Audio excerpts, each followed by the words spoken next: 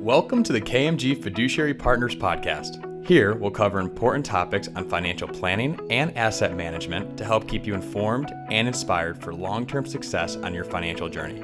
Let's join the KMG team now for today's topic.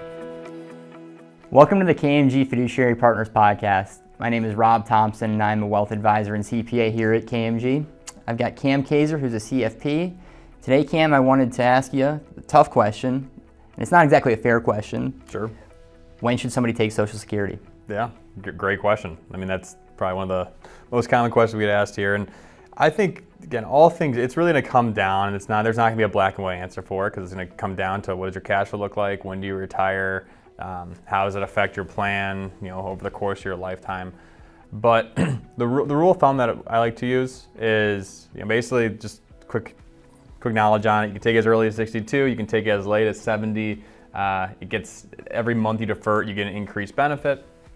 But obviously you don't get those months back that you don't take it. Yeah. So the old train of thought was, basically however long I think I'm going to live, I think I'm going to live to be over 100 years old. It makes sense to wait till 70. But that's not always necessarily the case, because the alternative, let's say you retire at 60. I don't think it ever makes sense to take it prior, as long as you're not 70 yet. I don't think it makes sense to take it while you're still working, because cash flow is still good. It makes sense to let it defer, let it grow a little bit, and then the first year where you don't have income, start taking it, all things equal.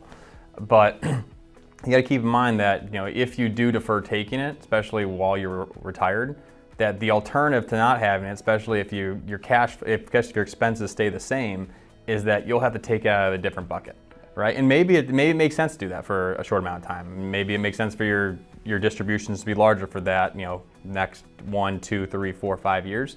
But that's something that I think is really important to sit down with an advisor and say, okay, well, how does this affect my financial plan long term if I defer taking Social Security? And then we'll run a side by side to see, what makes the most sense. And I think like I said, the first year you don't have income is usually what we try to gravitate towards, but it's really going to come down to what your cash flow analysis looks like and what your cash need is for in your 60s. There's a lot of variables. There's where your level of assets, but also the different buckets that the assets are held in, right? Whether it's all in pre-tax or if you've got a combination. There are other longer term planning ideas, right? Yeah. Like maybe we defer Social Security for taking some Roth conversions in those years. Sure. But we also ultimately want to start at what's the break-even age of if we, rather than taking Social Security to 62 or defer to 67, whatever the case might be. We want to make sure that we at least have an idea, just objectively, what the cost of holding off on taking Social Security today is. Absolutely, right? and there are so many different, and this is why it's so important to be with an advisor, because there's so many different variables that are going to affect this. I mean, is your spouse significantly older than yours, and you'll get a stepped-up spousal benefit when they pass away? Do you guys have similar Social Security benefits? Is there a big distinction between the two?